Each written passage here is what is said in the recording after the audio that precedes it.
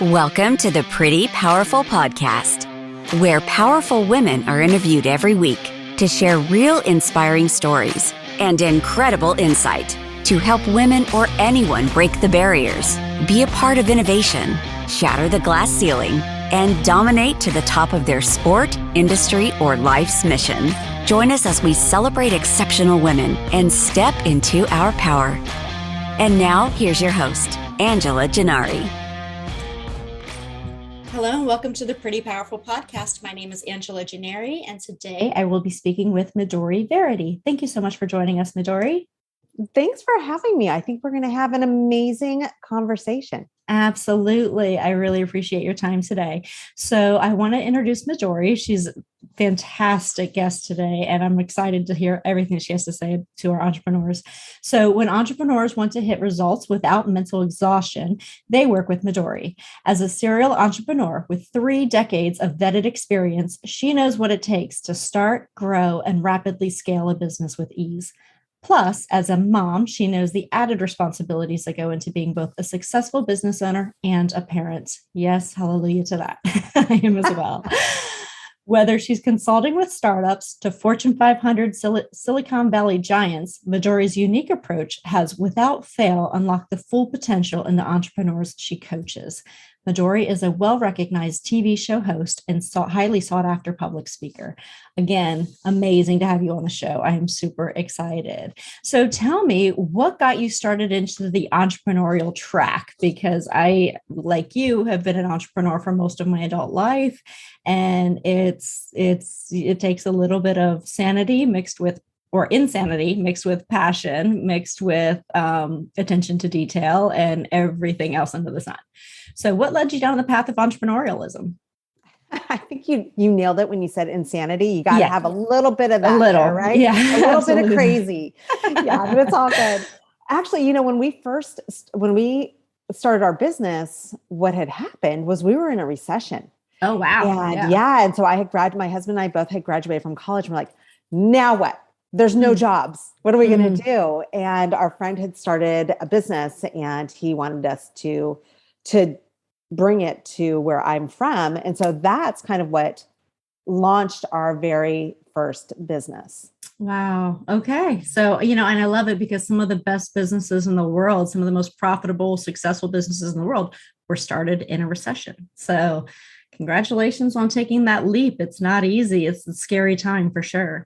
I think it's one of those great things, though, when you do, all these people that are starting businesses during this pandemic, this craziness, are going to be stronger. They're going to be more resilient. They're going to learn so much about adapting, right? Absolutely. Absolutely. And resiliency is one of the things I think makes entrepreneurs unlike most.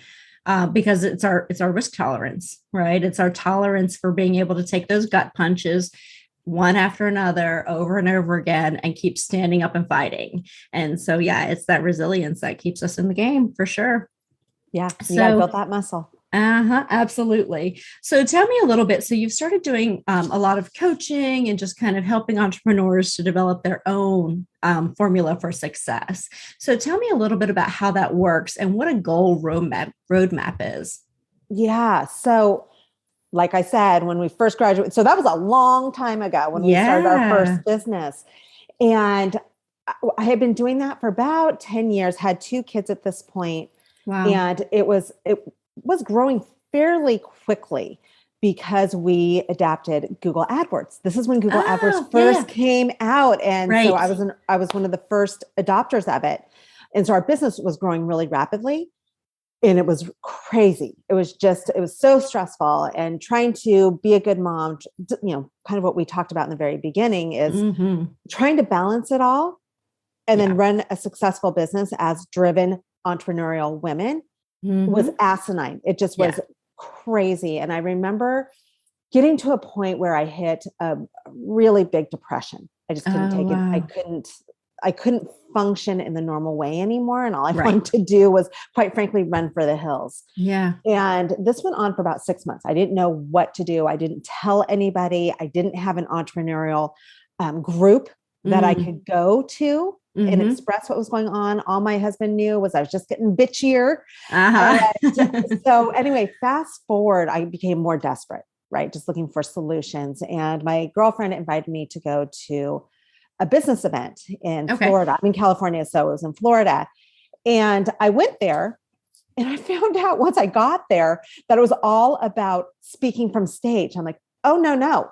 Right. I don't speak from stage. I'm in the wrong place. And we'll probably go into that story later. Mm-hmm. But what happened at this event is I met this gentleman named Doug Bench, and he happened to start speaking to me about neuroscience, neuroplasticity. Oh, interesting. Yes, absolutely. And so just quick, nugget on that, what that is for those who don't know, is the idea that in our brain, we can constantly evolve and change. Mm-hmm. We can change those neuro connections to become someone different. Yeah. And when he told me this, it was as though all of a sudden, all the weight lifted off of me. Mm-hmm. And it's this huge, like, what? Are you kidding?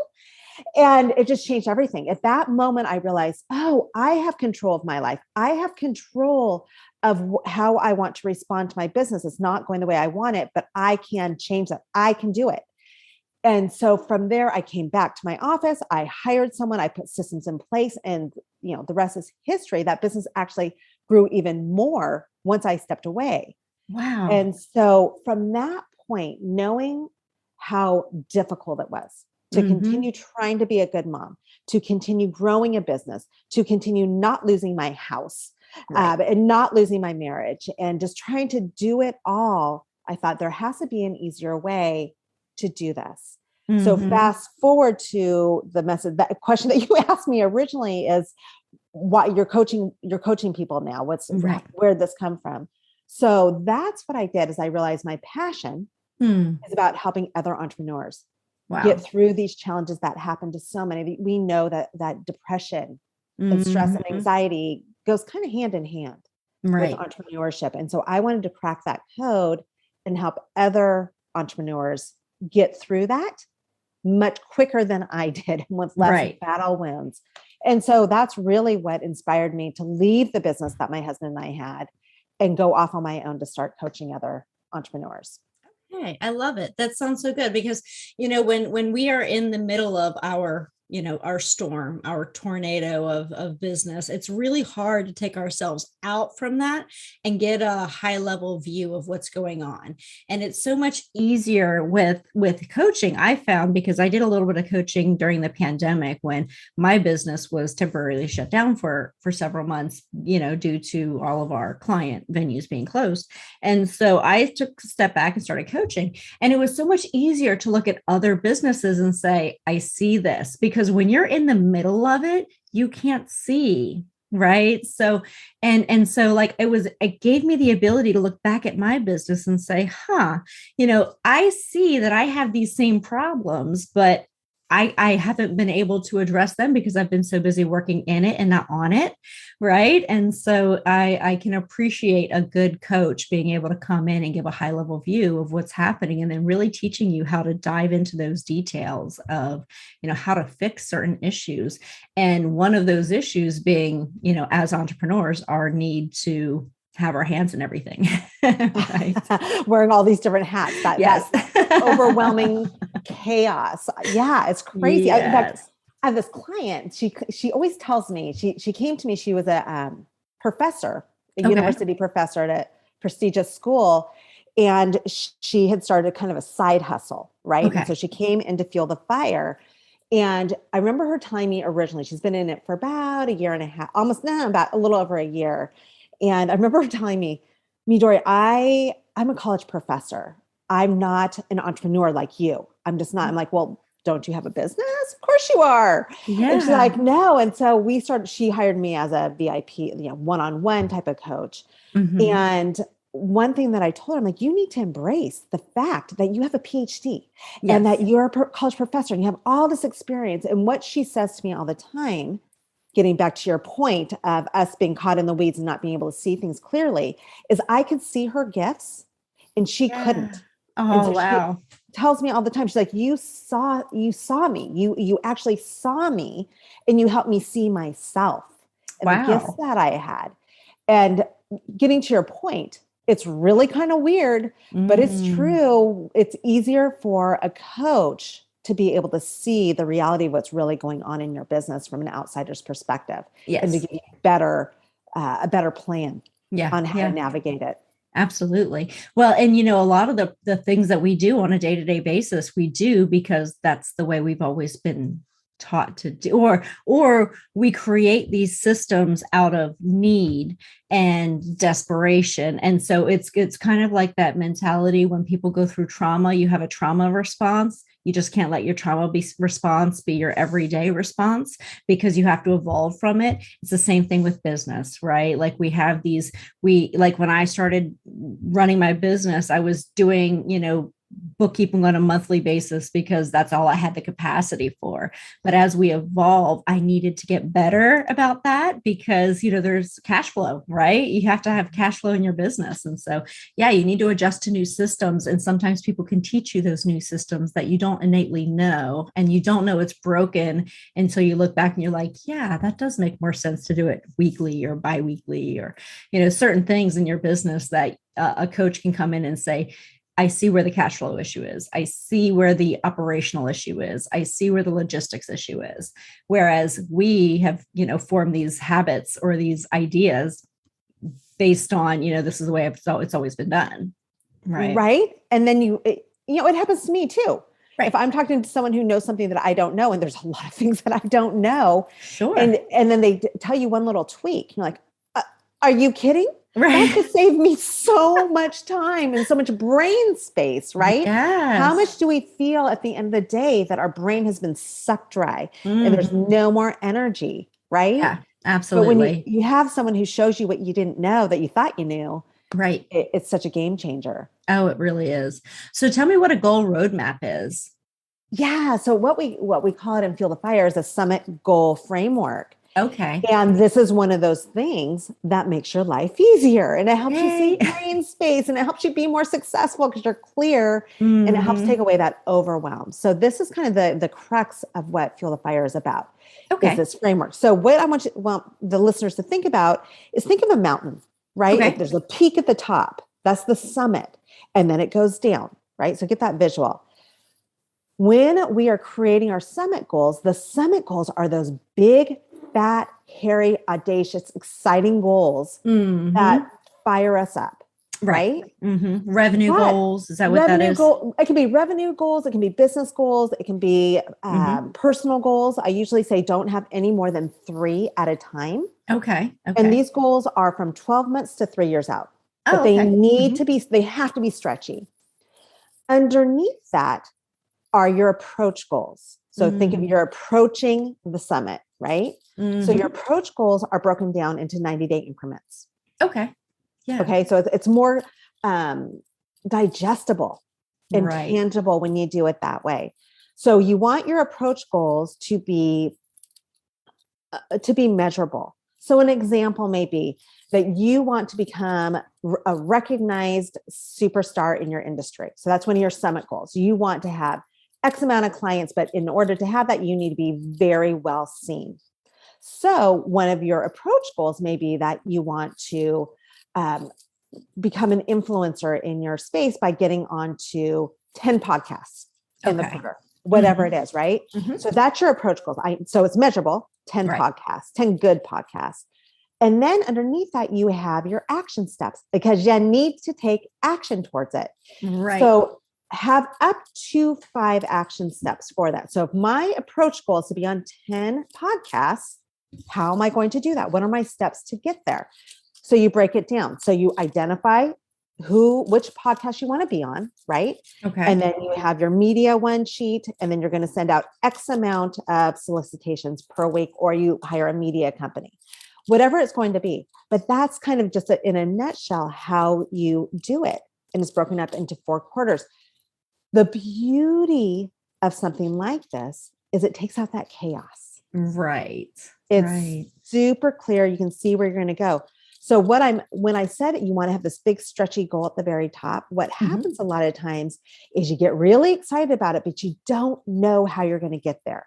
Right. When JFK decided that he was going to put a man on the moon, and he announced that to the world, He had zero idea how he was going to do that. That was just this huge aspirational goal. Mm-hmm. But along the way, his scientists figured it out. Right. So that's the beauty of the approach goals. You might not know exactly how you're going to go, but each quarter you're going to get a little clearer on doing it until all of a sudden it makes sense. I love it. Yeah, that's a really, really digestible strategy. Create your action steps, create your approach goals, and then create your really good summit goal. And I think that's doable. And you can even with different goals, I assume you have to have a different approach, right? So each goal is its own mountain. Is that right? Kind of, yeah. So okay. You just want to have it outlined. Yeah. We use a framework within Fuel the Fire, so it's everything that I do is based on the KISS method, right? Mm-hmm. Keep it super simple. Yeah. And so that's what it is. So we have a little, a worksheet that you do, and it's just all right there, so you see it. But yeah, so you want to have whatever your approach goals are, and then the measurable steps to get there. Awesome. Okay. Very cool. I like that. So is that related to the success triangle, or is the success triangle different? It's part of it. Okay. So there's 3 things that I have found from being an entrepreneur myself, owning several businesses over almost 3 decades, and from working with other entrepreneurs, is that there are 3 things that you need to have in place to make running a business and growing and being successful a lot more easy, so you're not feeling as overwhelmed. The top one is that the summit goal framework, right? So you know where you're going and you're not getting taken off by shiny objects and all these other demands that you have from being an entrepreneur. The second one is accountability. This is often that missing link, because people can set up goals. There's all kinds of different ways to set up goals, right? But if you don't have accountability, it's easy to get off track. Oh, yeah. Right? Yeah. Oh, I need to go do this. I need to go do that. Oh, my assistant asked me for this, or I need to turn in my new game plan for whatever. I mean, there's a gazillion things that can happen. Or maybe your focus was on podcasts and you're not getting on podcasts. You're like, now I need to start a blog. Right. Right? I mean, come on, we've all been there, I think. Yeah. I know I have. So having an accountability group of not just your mom and your best friend, but people who are like-minded, like you, who are striving to get somewhere good and keep you motivated and inspired. That is a huge key. Yeah. And so, it also comes along with that whole concept of you are the average of the 5 people that you're hanging out with. So who are they? Right? So that's the second component of the entrepreneur's triangle. The third one is mentorship or coaching. Okay. To help you get through. Yeah, that is so important. I have found such great community in that. And I feel like every time an entrepreneur says, oh, I did it all by myself, that's not true. You get so much further when you have mentorship and coaching and accountability circles. And, all of it just helps you to kind of reach those goals, but keep you accountable along the way. And so, yeah, those circles of influence, I kind of call them, I think it's so important for an entrepreneur to have a community of people that you trust, that aren't just going to think every idea that you have is great. They can't be on your payroll and they can't be related to you. They can't, because they're going to lie to you. Yeah. Yeah. They're going to tell you you're great. Yeah. Yeah. So, I mean, there's countless, little stories that I can share on this. I was just teaching a class to my group yesterday, and Sally, who's been in our group since has been in Fuel the Fire since the beginning. And our pods, just so you know, not to confuse everything, they're 4 to 6 people in a pod. And then we have our big groups that get together. So this was a big group. And so we were going through at the end of every quarter, we review how our goals have gone. Okay. Right. So that was Q2 goals. And then we start planning for Q3. Okay. So that's what this whole class was about. And she said to me, she's like, Midori, I've hit all my summit goals. I need new summit goals. I'm like, okay, well, that's an exciting problem to have. And she said it's because she's been meeting each week with the accountability groups. So she knows it keeps her focused, and she knows that she has to show up and have these things checked off. So that was really kind of cool. Yeah, her say that. I'm like, okay, well, let's get a new exciting stretch here. And this time they were way stretchier. She's a triathlon. She hosts triathlons, and She now has sponsorships, and now she is going into other states. And so none of this was happening when she first came in. That's awesome. Good for her. Good for her. And I know it's got to feel, when you achieve those goals, it gives you the confidence to take a bigger step, right? So each little step that we make that's successful, it gives us that confidence to say, okay, I'm going to do a little bit more this time. And, before you know it, you're doing all those things that you initially thought were impossible, right? You're doing all those things that you never thought you'd be able to accomplish. So yeah, I agree. And that's kind of the beauty of being in a group. Mm-hmm. Right? Yeah. Because you see other people doing it who are just like you. Yeah. Yeah. And then you kind of believe, oh, wait, is she? Because we talk a lot about growth mindset, obviously. Since I went through this whole neuroscience thing, mindset is huge. Right. And so we talk about that a lot. And what I have found, especially with women, is that we rise up together. It's really it's like this kind of magical energy that happens, not to get woo-woo and weird, but I've just seen it happen so many times. And so that wasn't something I was expecting when I started Feel the Fire over a year ago. But that's one thing that I've consistently seen is that when women come together and they support each other, it's insane what they can do. And what you see them, when you see them coming in scared, and there's this imposter syndrome going on, and they're questioning themselves, saying, I don't know. I had a client who used to say, my products, they're just boards. They're not a big deal. I'm like, but they are, because the whole story you have behind your charcuterie boards is profound. And now she's getting into retail. She's doing all kinds of things, but you're seeing her rise up with the other members, when before she thought that it was, that she was going to sell a couple boards and that was it. So it's just kind of cool. That's super cool. I love it. I love it. Yeah, I agree. And that's actually kind of one of the reasons I started the podcast, is for that reason, to give women a community, because I feel like we do. When we learn from each other, we do so much better, because it's more of a safe space for us, right? Because if we're in a conversation with men, we don't want to appear as weak, right? And so we may not be as vulnerable. We may not be as transparent. And then, we also don't one up as much, right? So we tend to downplay our achievements and our accomplishments and our skills and our abilities. And so when we do that, and, it kind of exacerbates that imposter syndrome, right? So if other people in the room are, kind of over exaggerating their skills and abilities, and you are like, well, gosh, I'm not even a 7 out of 10 on all these. Maybe I'm in the wrong room, and you start to doubt yourself. Whereas, I think if you have women surrounding each other, we do tend to lift each other up more, and you have more of that safe space. So I think it's wonderful that you think women, or you've seen that women are generally lifting each other up and rising together. Yeah, it's really just kind of profound to see that energy, because we get each other, right? Yeah, yeah. Going back to the very beginning of our conversation, when I was in that depression, I didn't have that group to talk to. And so, I couldn't tell my friends that were stay-at-home moms. They don't get it at all. And so having a place where you can go and be like, you know what? I didn't get crap done this week. Because my kids were running around crazy. Summer just started and I'm losing my mind and I'm trying to figure out how to do this. And then you have other parents or other moms that have been there and done that, who are like, okay, you know what? Just give yourself some grace right now. Yes. And just be okay with it. Then it just lifts that pressure, and then you become real and authentic. And that's part of the journey, quite frankly. It really is. So how have you found balancing being a mom with being an entrepreneur? Because it's a delicate balance. And I feel like I fail at it all the time, but, at the same time, what is failing?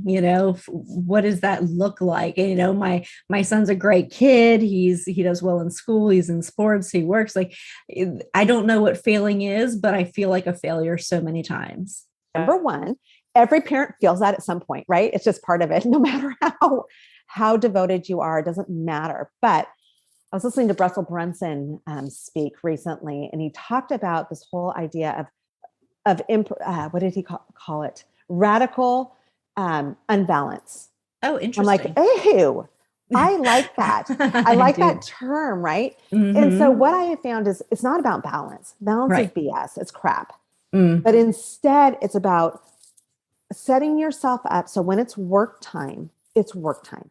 Okay. But then when it's time to be with your family, you know what time it is. So maybe it's your dinner time. Maybe it's 45 minutes in the day, if that's what you can do at that moment, if you're growing your business, whatever it is, everything else goes away. There's no phones, there's no computer, there's no anything. It's just family time. And so you give 100% of yourself to your family at that point, just like you do with your business.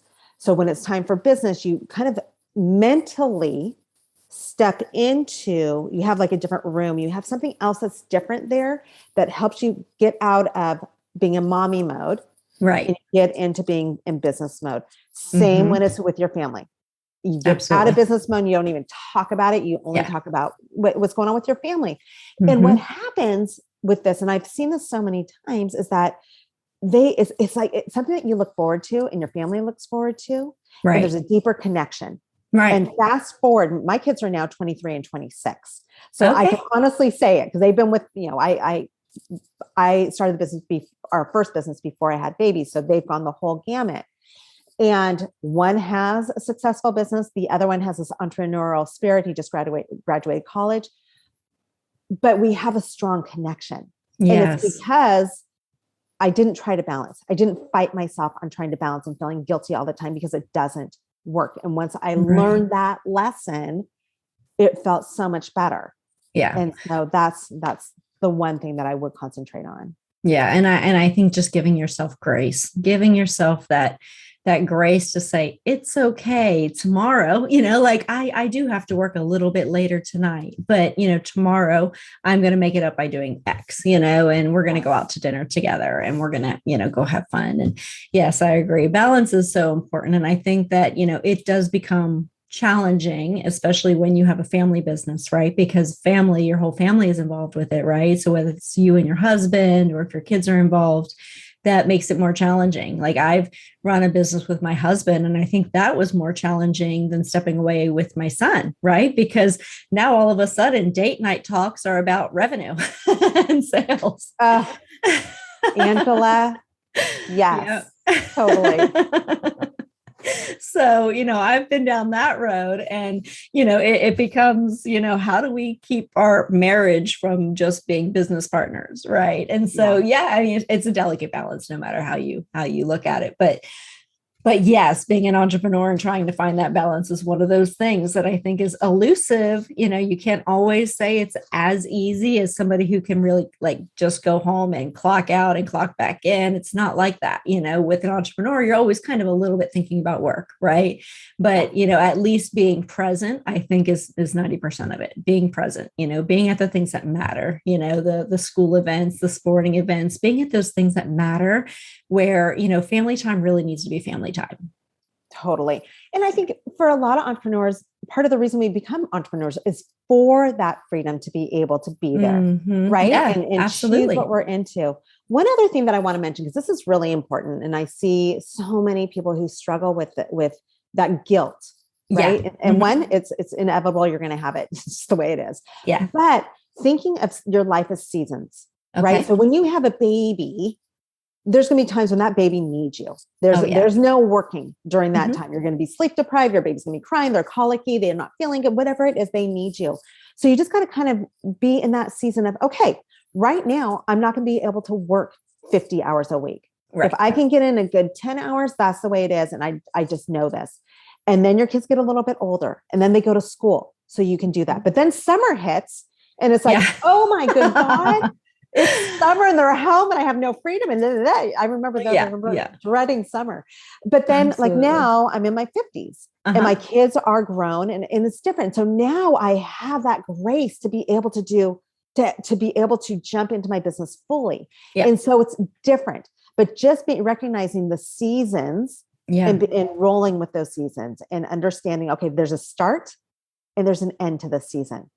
Yes, absolutely. Yes, absolutely. And, appreciating them for what they are, like my son is 15 now. And so he has so much more independence than he did before. And so now, I mean, even if I want to hang out with him, he's probably off doing his own thing. But it's just, it's appreciating where you are and and respecting that, that place. And I agree. The season, the concept of having seasons of life, I think is integral in being able to look at them in a healthy way. Yes. Yes. So you also talk a little bit about unleashing your inner tiger. So tell me what that means.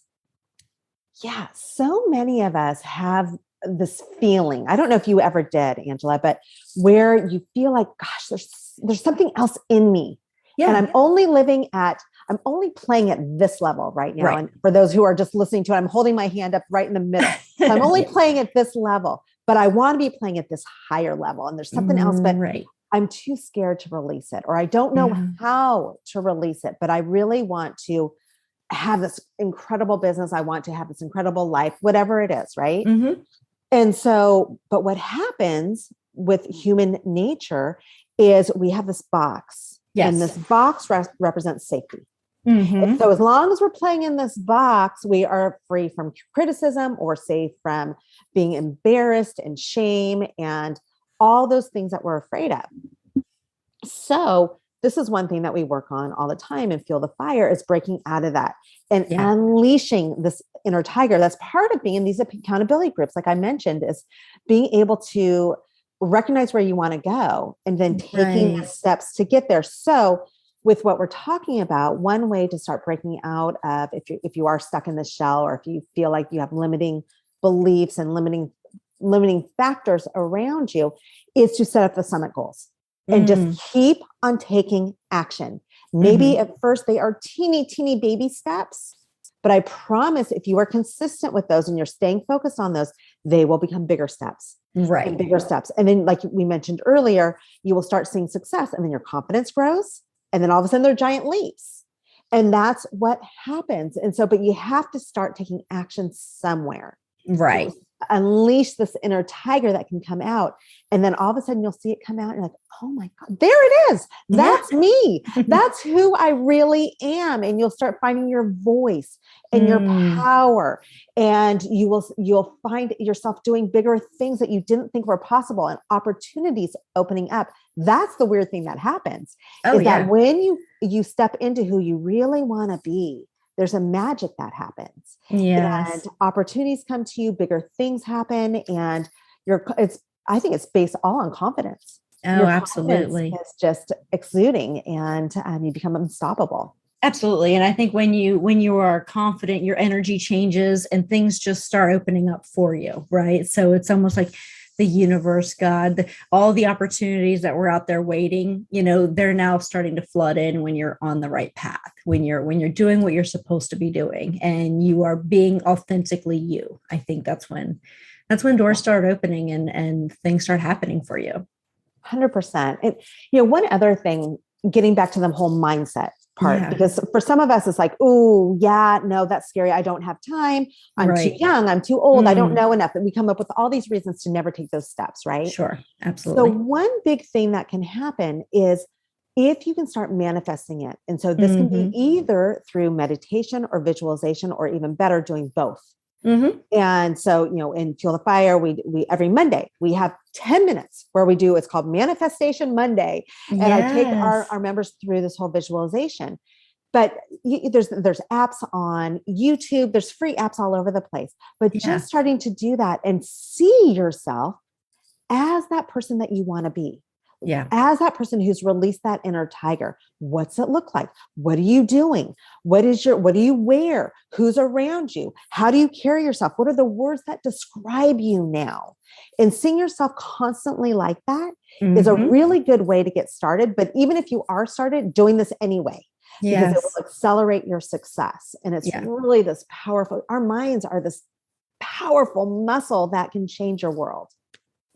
100% agree with you. 100%. I actually started meditating during the pandemic, actually, because I was having such a hard time staying focused and staying in a routine and staying, just kind of having that motivation when I woke up in the morning to do something, but I started meditating, and it's changed everything. I meditate before I go to bed, and I meditate first thing in the morning when I wake up. kind of that morning gratitude meditation and that nighttime visualization of just like, how do I see my future? What do I see myself doing? Who do I see myself with? And where am I going? And so it really does. It changes everything. It changes your mindset of what you're capable of, because you've already envisioned, you've had that vision of yourself in a different place, a different space.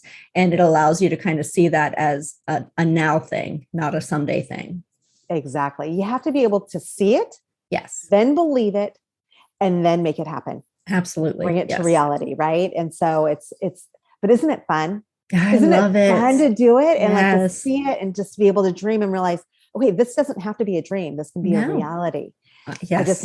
I need the steps to get there. So yeah, I think it's amazing. Perfect. I love it. I love it. Yes. Yes. I agree. Meditation is really, really key for getting yourself out of that, rut of this is the way it is because it's always been this way. And I've never imagined myself being anything different. Well, then start imagining yourself being different. That's quick. It. That's easy. Yep. And it's free and it's powerful. Yep, absolutely. I remember when I was growing up, my mom used to say, like, I loved window shopping. Right. And she was a single mom and had 3 jobs. And I mean, everything was pinching pennies, making ends meet. And so there was never extra money for things. Right. So when I'd go window shopping, I was really just like imagining what it would be like to have all these things. And I would say, I'm like, hey, let's go, browse around the mall. She's like, I don't want to see things I can't get. And I'm like, why? Like, why don't you want to? And so, but in her, I guess in her mind, she didn't want to be reminded of things that she couldn't get. And I wanted to be reminded of all the things that were possible. Right. And so we were just looking at it in a very different way. And I mean, I think we're still like that. She's still, I'm like, oh, look at that beautiful car. Look at that beautiful house. And, I look at a beautiful house and she'd say, oh yeah, but then you got to think, how long is that going to take you to clean it? And I said, Mom, they don't clean their own house. Right. If you can afford that house, then yeah. Right. So, yeah. So, but I think it's, it's a state of mind, and it's that optimism, that glass half full, that I can be anything I want to be. And the funny thing is even though she would say I can't look at all of this, she was also the first one to tell me I could do anything I wanted to do. Right. Like I was capable of everything, but she just couldn't see herself as capable of everything. And so it's just an interesting dynamic. Yeah, I see that a lot. I had a client that she came from a really tough upbringing, and she kept on attracting all the horrible guys, very narcissistic men. And it was awful, but she was this incredible attorney. She was an incredible district attorney. And so she came to me, she's like, Midori, I keep on attracting these wrong people, blah, blah, blah, blah, blah. And so she couldn't see herself in a healthy relationship. Wow. And so just doing what we're talking about, the visualization, the manifestation, seeing yourself in this different world started. And so now she, fast forward, I worked with her a couple of years ago, and now she's engaged to this amazing man who's awesome, completely the opposite of anyone that she ever attracted before, that she was attracted to. Right. But she had to be able to see it as possible. And she also had to see herself. She had to believe that it was possible, because that wasn't the case. Wow. And so it was, if you knew her, you'd realize how impactful this is. Yeah. That whole mindset thing. Right. And we talked about neuroplasticity and the fact that we can change our little neurons and become whoever we really want to be once we understand it. That's awesome. Yes. Very, very powerful. So there's a book about neuroplasticity, and I'm going to look it up on my phone because I actually just finished the Audible, and it was so good. And it's a Christian-based book, but it's, oh gosh, what is it? But it is really all about neuroplasticity and how to switch on your brain. So it's called Switch on Your Brain, and it talks a lot about neuroplasticity and changing that mindset to believe that things are possible in your life, and to really kind of, we've all been through things, trauma, obstacles, challenges, and it's about, it's not the situation, it's the way we think about the situation that really needs to be evaluated. It's like, what do I think about the situation? And if I think something toxic about the situation, then I think the situation is toxic. Situation may not be toxic. It's just the way we're the story we're telling ourselves. Mm-hmm. So yeah, so I love it. Okay. I could talk about that all day long. Right? That's like a whole nother podcast that we could do. Yes. I know. So tell me what inspires you. What inspires me is one, business. I love business. It's always been what I've interested, but working with the women that I'm working with. Yeah. And just seeing them rise up and seeing their success. I get to talk to them so much every week. And that's why I do what I do. It's, you know, I'm grateful enough to be at a stage in my life that I have more freedom, right? Yeah. I've been doing this for a while, so I have a lot of freedom, but to get in a nutshell, watching other women rise up and be successful and step into their greatness is really what gets me fired up. That's amazing. I love that response. So as women, we often give our power away. We usually, we'll give it away to our husbands, to our kids, to our coworkers. We say, oh, I'm only here because of this, or I'm only here because of them. And so we often give our power away in certain situations. But tell me about a time that you may have given your power away. And then tell me another time that you stepped into your power and what made all that different? What made that difference for you? Okay. Yeah. So a time that I gave my power away, I remember I was working on this very high level event. Okay. And I wanted to do it because the person who was in charge of it was, this is before we even had the term influencers, but she was almost like a celebrity as far as business went. Yeah. Everyone knew her, everyone wanted to be part of it. And I happened to be in her inner circle. And so I'm like, okay, let me put this event together. And I will do it. And that'll be it'll be amazing. Mm-hmm. And so anyway, as we started working on it, we were getting huge speakers. We had Hope Solo. We had Hope Solo when she was she was in the Olympics. Wow. This is amazing. We had Michael E. Gerber. We had huge people, all people that I had gotten. And I remember her telling me all of a sudden, just getting really angry. And this happened a few times where she got really frustrated, even though I was doing 90% of the work. Wow. And kind of yelling and screaming at me and telling me all the things that I did wrong. So this is where I lost my power, in that I didn't come back to her and say, are you kidding me right now? Have you not seen what I've done? Right. And I could walk away and this would not happen. That's what I should have done. Now I would, but that was a time, like now I reflect on, like, why did I do that? But I definitely gave my power away at that moment, unfortunately. A time when I got my power back. Remember in the very beginning when we talked about how I was at that event where they wanted, it was all about speaking on stage. Yes. I'm like, no, I'm not speaking on stage. That was like totally freaky. Right. Even though I was a communications major in college, I was terrified of speaking on stage. I actually would forget everything that I was supposed to say. Right. But because of this event that I did, and I had a book out at that point, I had a woman who reached out to me and said, hey, I'd love for you to come speak on our stage. And it was 18 months from then. And I'm like, okay, sounds great. And I remember getting off the phone thinking, okay, I have 18 months. I have 18 months to get myself together to be able to speak on stage. And so this is where that neuroplasticity really proved itself. And so I worked for 18 months to get on that stage. And I did. I had it all down and I got on, and it wasn't perfect. But I did it. And that's where I grabbed my power back. Oh, I love it. That's amazing. Good job. Good job. Yeah, those are scary moments, right? Like I think public speaking is one of those fears that so many of us have. It's just, and I don't know what it is. Is it the fear of being judged? Is it the fear of messing up? Is it the fear of not being perfect? It's a tough one. That's a tough one. So, all right. And so tell me, what advice would you give to your 18-year-old self? Oh my gosh.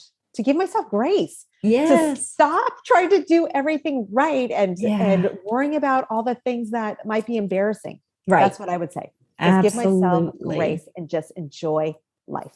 Yeah. Yeah. I would say the same thing. I've always been an overachiever. And I think that I don't give myself a lot of grace. I think you're right. I mean, I just wish I could tell myself at 18, you're going to be fine. Give yourself a little grace. How about at 18 and then at 25 and then at 35. I'm probably much older than you, but all these times where I'm like, I haven't done what I wanted to do. It's all the same. It's all the same. It's Oh yeah. And then what do you wish more people knew? I wish more people understood this whole idea of neuroplasticity and neuroscience, because it really is this power tool. It's a game changer. Lives. I don't care where you came from. I don't care who your parents were. I don't care who's told you this, that, or the other thing. You can control you can control how you respond to life. Yes. And there's nothing more empowering than that. I agree. Good. I love it. So I 100% agree with you. I have a psychology degree, and I'm always reading about different psychological studies, and I find that still fascinating. And I love studying people biographies, but reading about neuroplasticity was a game changer for me. It really was. It was the idea of, because I had always studied the way we think, but I was not studying the way we can train ourselves to think, right? And so it really is a game changer. And you're absolutely right. I think more people should know about it. Yes. Very cool. Well, this has been an absolute pleasure. I have really, really enjoyed talking with you. I think you shared so many great, incredibly inspiring and powerful quotes, details, advice. And I'm really, really glad that we had a chance to talk today. Yeah. Thanks for having me. And if I can, I would love to share a gift. Please. With your members and those who listen to this. We were talking about goals and my client, Sally, who crushed her goals, and now she's ready for new summit goals when she shouldn't be yet. Right. And so I would like to give that whole framework. Very cool. Yeah, it's super cool, really easy to do. And it's a game changer for people who are entrepreneurs and feel overwhelmed or feel like they're going after shiny objects and they're trying to balance. Yes. So all they have to do is just go to fuelthefiregroups.com/goals. Okay. Fuelthefiregroups.com/goals. Got it. Okay. And if anyone wants to get in touch with Midori, you can also reach her on prettypowerfulpodcast.com, and all of her contact information will be there as well as any websites. And you can kind of reach out to Midori for more advice and coaching services if you are interested. So thank you so much for your time today. And please like, subscribe, and share if you've enjoyed this episode. And we look forward to talking with you again. Thank you, Midori. Thanks for having me. All right. Have a great day. Thank you for joining our guests on the Pretty Powerful podcast. And we hope you've gained new insight and learned from exceptional women. Remember to subscribe or check out this and all episodes on prettypowerfulpodcast.com. Visit us next time. And until then, step into your own power.